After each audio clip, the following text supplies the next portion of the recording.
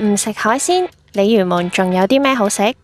有傳說中4大餅家，衝擊味蕾嘅腐乳西多士，仲有一間隱世嘅 cafe， 一條片帶你解鎖晒鯉魚門嘅世界，即刻出發！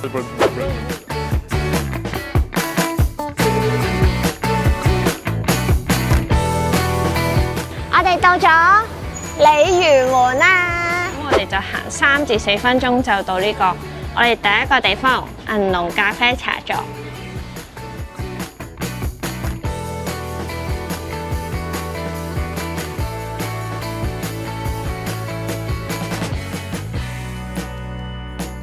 到啦，我哋見到呢個牌咧，呢個有個姐姐歡迎緊我哋嘅。Hello， 喂。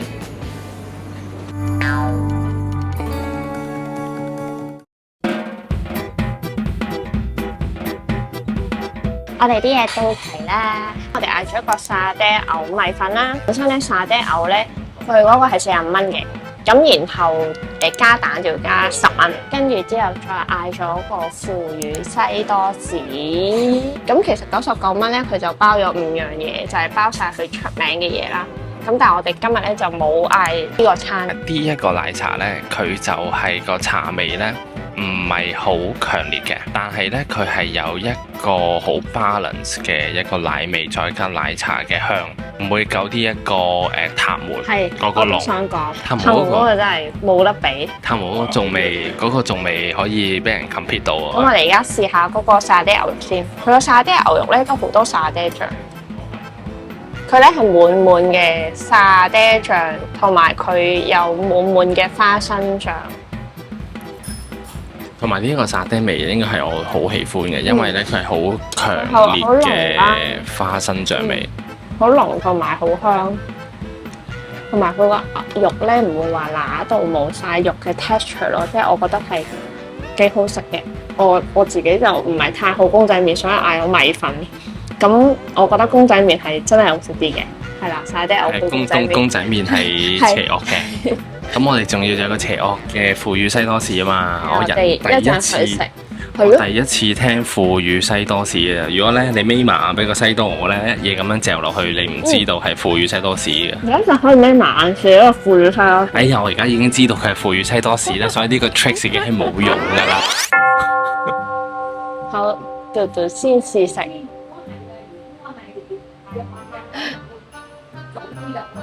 鹹啦，你咁樣，你個頭向呢邊係啦。我食到煉奶嘅味啦，唔知我感受到入邊咧，好似有啲芝士啊。如果你唔講腐乳嘅話咧，我會首先聯想到係芝士啦。佢有少少咧一陣陣嘅腐乳味出嚟，但係佢唔辣嘅。但係咧佢嗰個煉奶咧或者個西多個甜味咧係蓋過咗少少，所以令到佢若隱若現。我翻嚟啦。佢話出邊嗰個皮咧係脆卜卜嘅，但係入邊咧就仲係鬆軟嘅，係喎，同佢 exactly 講嘅嘢一樣。我唔講，我覺得你眯埋眼咧食嘢係會準啲嘅。你下次以後食嘢眯埋眼。當全世界都以為鯉魚門幾百年嚟都係一條漁村，但其實幾百年前呢一度係一條打石村。以前啲村民咧係靠開採花崗岩為生嘅。但係點解佢哋會出名賣糖餅呢？以前嘅打石工人體力消耗力極大，所以需要高熱量，而且又擺得耐，唔會咁易壞嘅糖餅做乾糧嘅。不過放心，今日我哋唔係帶大家嚟咬石嘅。呢度出產嘅石頭好硬，但係呢一度出產嘅糖餅就夠晒鬆化啦。一場嚟到，當然要試勻晒呢度傳說中嘅4大餅家啦。咁我哋去邊幾間買糖餅啊？聽聞好似好多噶喎。其實咧係 total 咧，我仲有4間嘅。首先咧就係去咗瑞香園啦、蓮香園啦、盛園同埋兆香園。兆香園我記得地鐵都有好多噶喎。係啊，兆香園有好多，但係鯉魚門咧原來係總店嚟嘅。咁所以我哋今日就去總店睇下。但係咧，因為呢4間鋪頭咧，佢哋嗰個出名嘅嘢都唔同啊，所以我哋咧去到咧，我哋應該要買唔同嘅餅。去咗呢一間盛園先，因為咧佢就喺銀龍咖啡茶座嘅斜對面嘅啫。咁佢最出名咧就係一啲蛋卷啦。咁我哋而家入去睇下有冇啲咩蛋卷可以買。除咗蛋卷之外，佢仲有鳳凰卷、芫茜卷、豬肉鬆蛋卷、紫菜肉鬆蛋卷、紫菜蜂巢卷同埋蜂巢卷。呢我樣樣都好想食。姐姐可以擺幾耐㗎呢啲蛋卷？10日啦。嚇？10日。10日。哦。我哋日日喺度整㗎嘛。哦。你星期一至日都開㗎？唔係，家庭細啲個人點做啊？係咯。咁你星期幾閂門㗎？我哋冇休息嘅，好多款嘅，你慢慢睇。好啊，唔該。我哋買咩啊？芫茜卷。芫茜卷，但我又想食紫菜肉鬆蛋卷，定係要個原味咧？但係我覺得要買個特別少少嘅味道。我覺得芫茜加肉鬆咯。好啊，唔係芫茜加紫菜肉鬆。係啊，芫茜加紫菜肉鬆。咁咧，佢咧話每盒蛋卷咧就可以擺到10日嘅，咁所以我哋就唔買咁多。好人啊！我哋買完之後咧，盛完嗰個老闆娘咧就話：嗰邊仲有2間啊，你哋記得去啊咁樣。呢一間瑞香園呢，其實係鯉魚門歷史最悠久嘅餅家，創立於1957年嘅，最出名就係手工合桃酥。不過今日佢就冇開。前面呢就有兆香園啦。兆香園大家都聽得多啦，而家無論喺大型商場或者地鐵站都會見到佢嘅蹤影。但其實呢個堅果帝國嘅發源地就係鯉魚門嘅呢間總店啦。創辦人喺1968年由一台木頭車做起，之後就慢慢引入咗合桃加蜂蜜去炒，變做而家今日風靡全港嘅招牌琥珀合桃。就係呢個合桃啦，琥珀合桃。知唔知呢個咩嚟嘅？粟米角。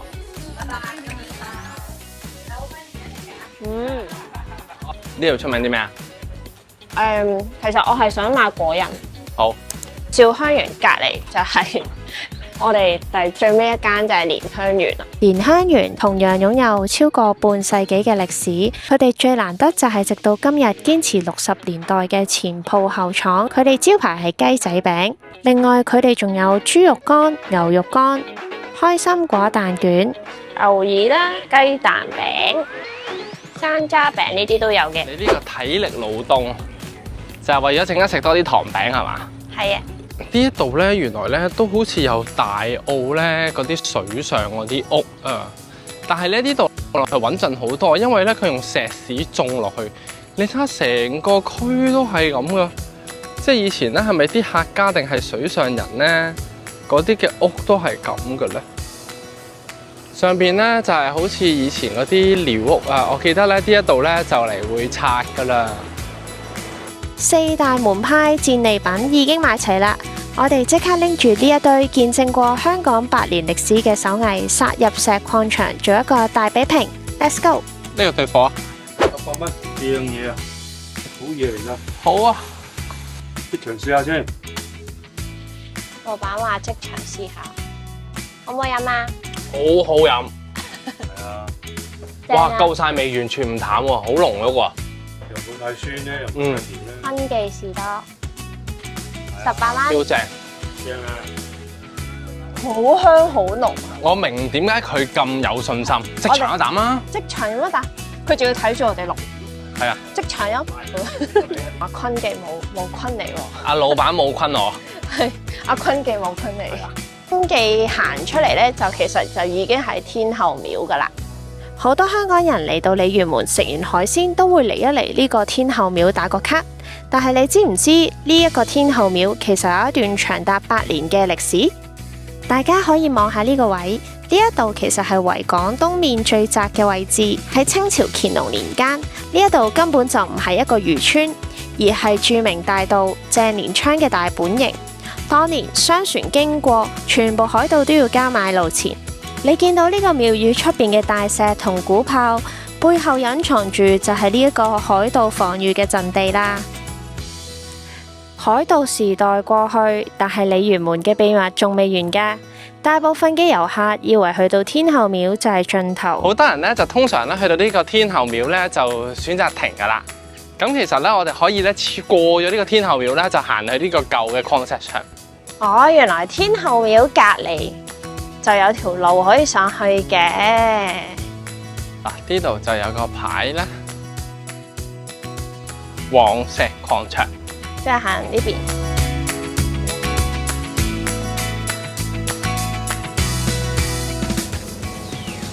呢個寫住石礦場轉左啊！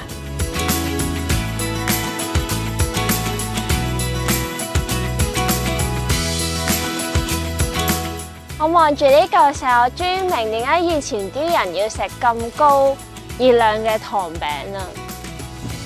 我哋嚟到呢個石礦場嘅位置啊，除咗你哋後面身後有一個好高聳嘅山之外呢，就仲有一啲石礦場嘅一啲遺址啦。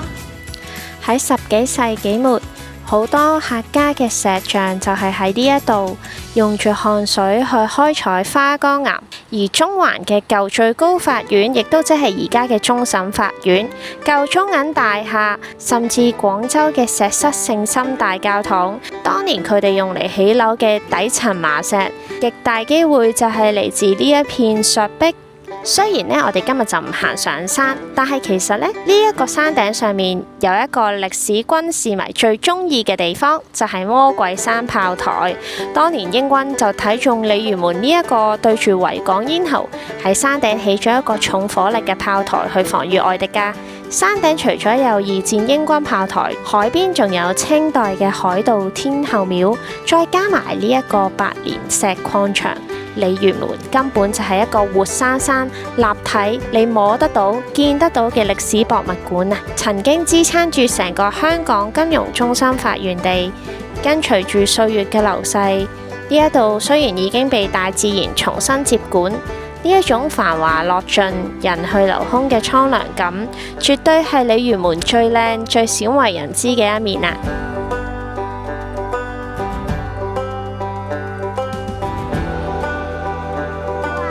嚟到呢個石礦場路試食呢一個糖餅，同大家試食。咁咧，我哋而家試食咗呢個粟米酥先。咁我哋有兆香園嘅選手，同埋有連香園嘅選手，兩個都係香園啊嚇。究竟邵氏出品勁啲定連氏出品勁啲？我哋試下先。我講先嗱，我覺得兆香園嗰個咧係鬆脆啲嘅，同埋我覺得佢係好食啲嘅。如果講粟米味咧，連香園係有粟米味，兆香園冇。連香園係實啲嘅，佢有好重嘅紫菜味。咁你中意邊個？我中意兆香園。我自己都中意兆香園。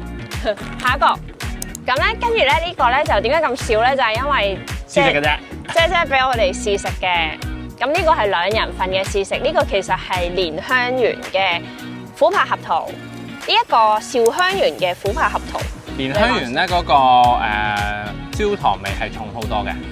大家睇色都睇到啊，其實。佢甜啲嘅，但係兆香園嗰個咧就我合桃味係香啲嘅。因為咧兆香園佢嗰個合桃味好勁，好濃，成個口都係。連香園呢個咧就冇乜合桃味。係，所以兆香園勝出。兆香園2代都勝出。兆香園嗰個總店咧就喺鯉魚門啦，但係咧佢50間分店咧全部都係工場出嘅，佢話。咁所以就唔係呢一度做嘅。係啦。我哋喺盛源咧餅家嗰度買咗肉鬆紫菜蛋卷啦，同埋一個芫茜蛋卷。我哋喺連香園咧就買咗個開心果蛋卷。咁我試咗個芫茜先啦，因為正常係最淡味嘅。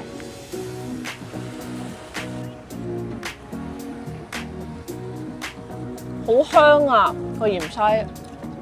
個芫茜係清淡慢慢滲透出嚟嘅。其實佢芫茜係得一塊喺出邊，但係佢個芫茜味已經足以遍佈成個蛋卷咯。佢入邊係仲有少少椰絲咁樣嘅。好，跟住我哋試蓮香嗰個開心果，仲有紫菜肉鬆，呢個我最中意食噶啦。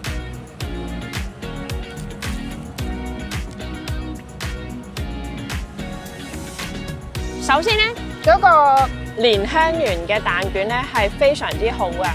佢係冇用開心果醬嘅，佢係用開心果自己磨，然後擺落去，所以佢入邊全部都係開心果粒，係好嘅。但係個皮咧係冇乜蛋香味嘅，我唔知係因為開心果蓋過咗個蛋味定點啦。如果對比蛋味嘅話咧，聖元餅家咧嗰個味啦、balance 啦、蛋味啦，同埋佢嘅內餡咧，佢所有味道 balance 得好好喎。我覺得3個蛋卷入邊咧最有記憶點係個芫茜，因為個芫茜慢慢滲出嚟啦。咁第二咧個紫菜肉鬆咧，我覺得好食過澳門嘅巨記好多㗎啦已經。咁但係我想講咧就係開心果嗰個蛋卷咧，其實咧你會食得出個開心果真係好高質嘅，好高質嘅，好似人哋新年辦年貨嘅時候係咪食開心果搣咧嗰種嘅味道，完全係嗰種味唔甜㗎，個蛋味係聖元係。聖元真係好勁，佢嗰陣蛋味好似你真係食緊。即係芫茜蛋卷咧，你真係好似食緊芫茜蛋花湯咁濃喎。係啊，所以真係冇辦法咁樣對比之下，所以2分都係由聖元餅家勝出。咁蓮香園我哋係買得最多嘅，所以咧仲有蓮香園，但係我哋就冇買其他，即係我哋冇買其他嘅餅家去同佢做對比啦。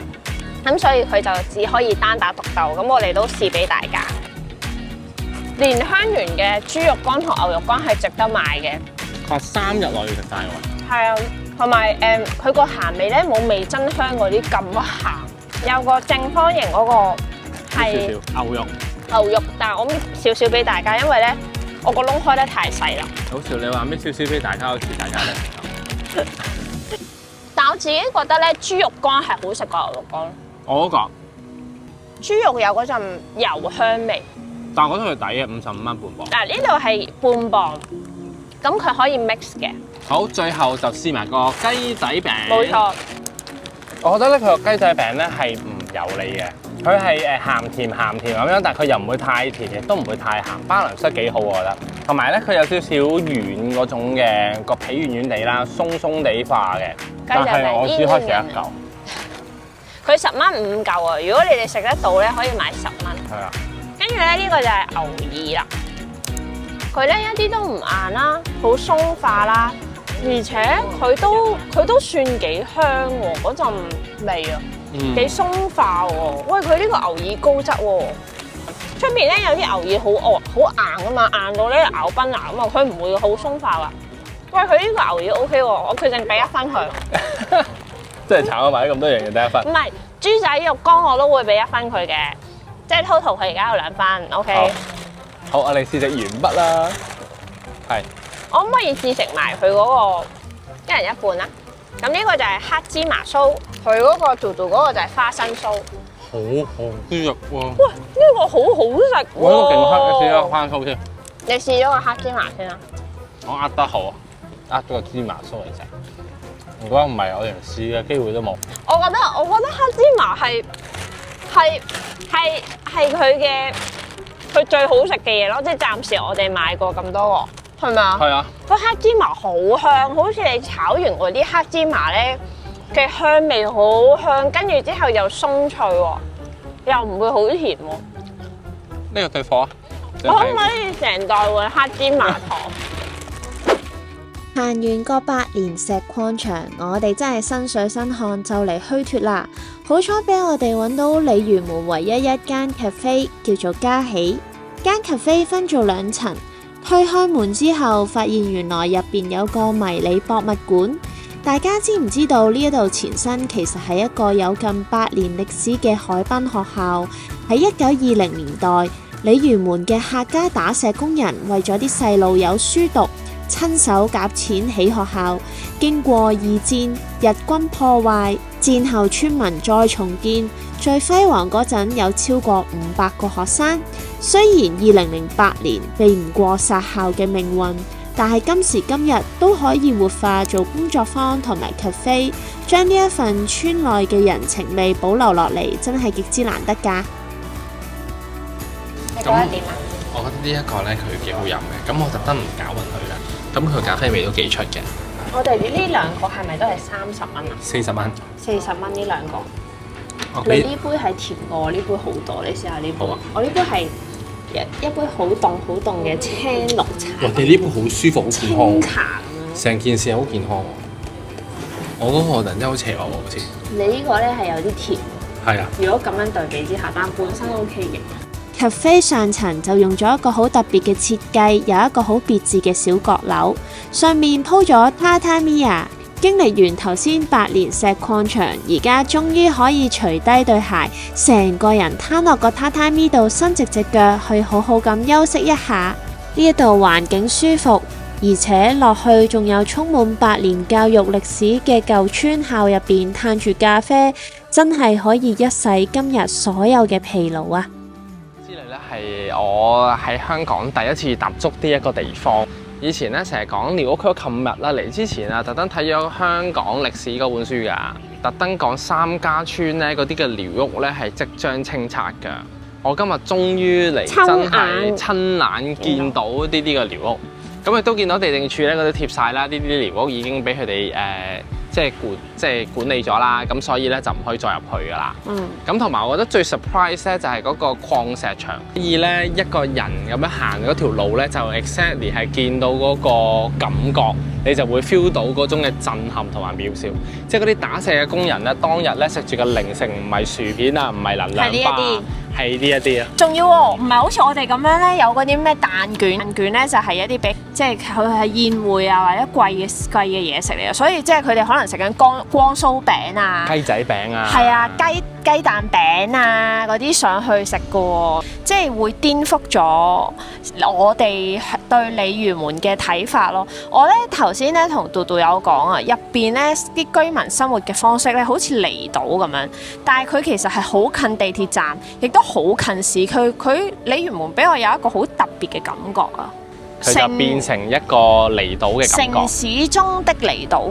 個觀感個光景都係好唔同咯。咁希望今次條影片咧帶俾大家咧睇到唔同嘅鯉魚門啦。希望我哋嘅影片咧可以為大家咧繼續去發掘咧唔同城市啦、唔同地區啦嘅一啲嘅歷史遺跡同埋佢哋嘅獨有嘅故事嘅。咁我哋今條片就嚟到呢度，咁記得咧 like 啦、share 啦同埋 comment。拜拜。